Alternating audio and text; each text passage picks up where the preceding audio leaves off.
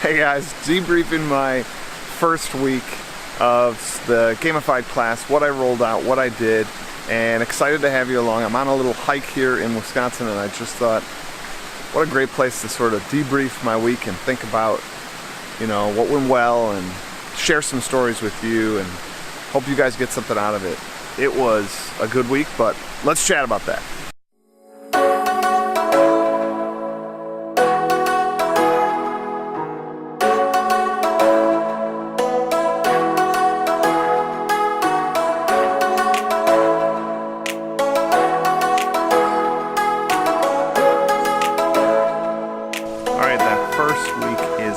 About connecting with your students, and that is what I did, and I did really well this year.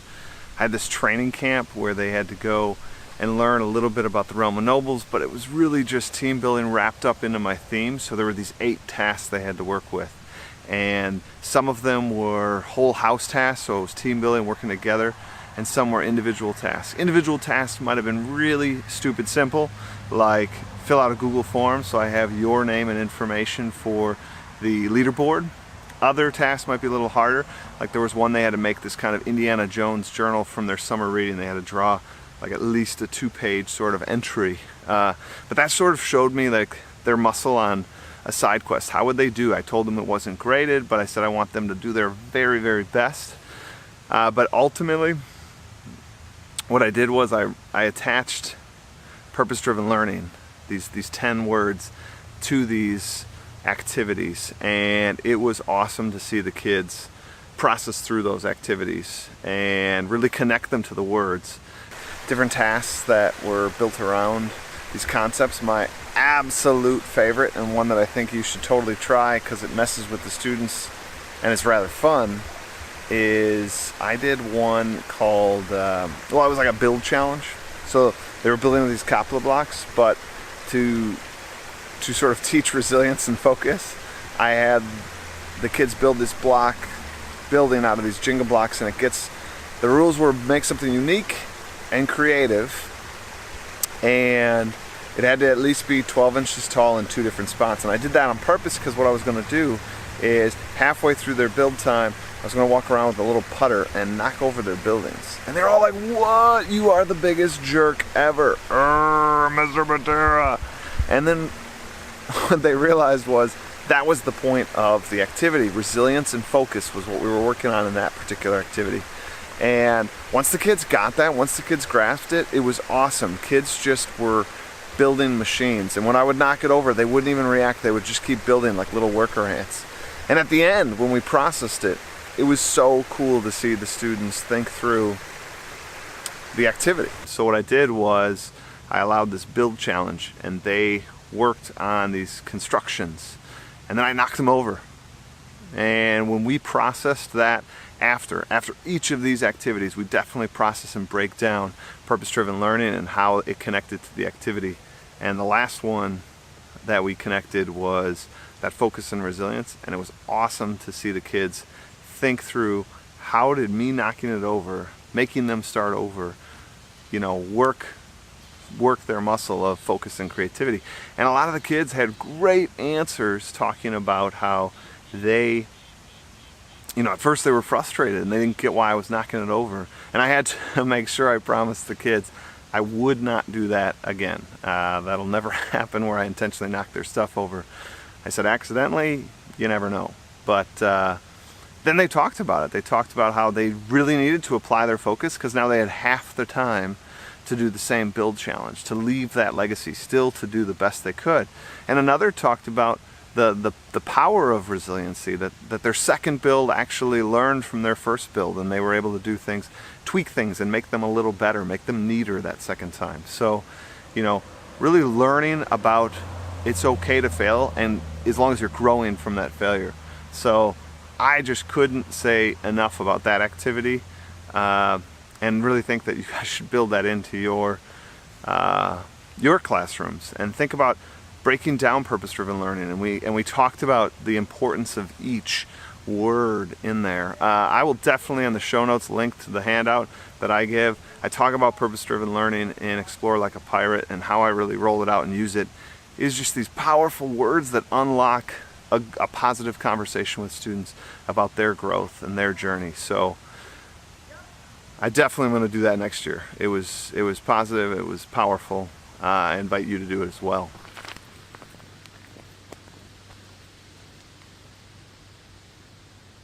Another thing that I've done this year, which sounds like a silly little thing, but I made sure every period to be out in that hall greeting students, you know, saying hi, making that connection, making them smile, brighten their day a little bit.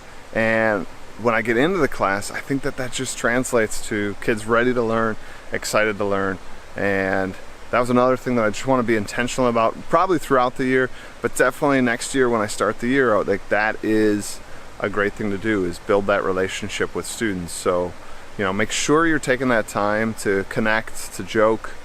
And on that note, I also ate lunch with students every day. Now at my school we have to do that, but I kind of rotated out who I sat next to and really wanted to ask them questions, how they're doing, and really see what was going on in their life. You know, brothers, sisters, do they play sports, that kind of stuff, all the stuff that I will eventually get to know, but I tried to like jumpstart that a little quicker with those hall conversations as well as lunch table conversations. And building those relationships is key to a good year, and I think I'm off to a good one because I focused on it. So it was good.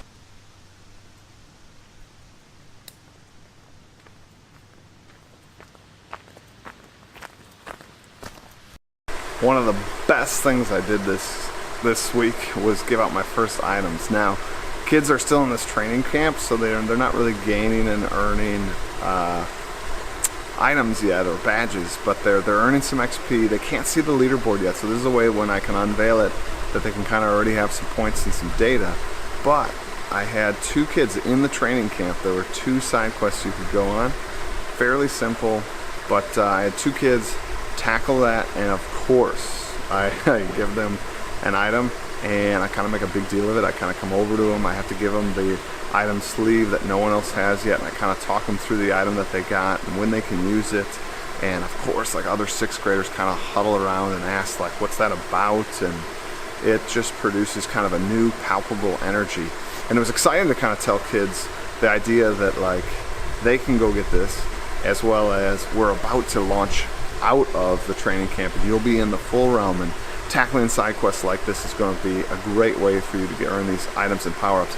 And the whole, like, 6th grade was a buzz about getting these items and thinking about ways to get those items and working on side quests and when would the side quests have to be done. So there was just this palpable curiosity, which is another one of the purpose-driven learning words, which I can talk about the kids, or talk with the kids about with these side quests, as well as initiative. So that's another purpose-driven learning word. Kids who chose to go on those side quests took that initiative, were able to get these items and these power-ups, and now you too could do the same thing. So it was a great week and a great conversation, and kind of built those students up as leaders, and it was kind of awesome to see. So definitely think about, like, the intentionality behind when you give out items, and maybe make those first few ones extra special. Don't make it a one that everyone gets or paid out all. None of my kids have items except those 2 kids right now, and it was epic for them, and it was memorable for them, and I think it was impressionable for the other kids. They really are going to think about getting their own and what they can do, and about leaving a legacy, which is definitely a key for me.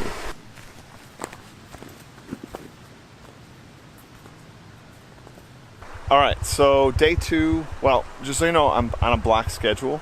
So I see kids every other day. So my week, you know, half the grade saw me 3 times, the other half only saw me 2 times.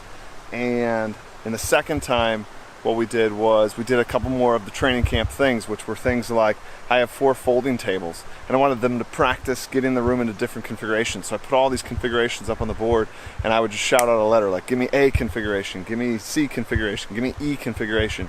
And with under a minute, they had to get all the chairs, everything put away, done right, and, you know, in a what I call a ready state to learn. And it was good. It was a good line to talk to the kids, this readied state. And we attached to the purpose-driven learning that, you know, this readied state means you're listening, you're ready to learn. And that was that was good, and I want to use that next year, this readied state.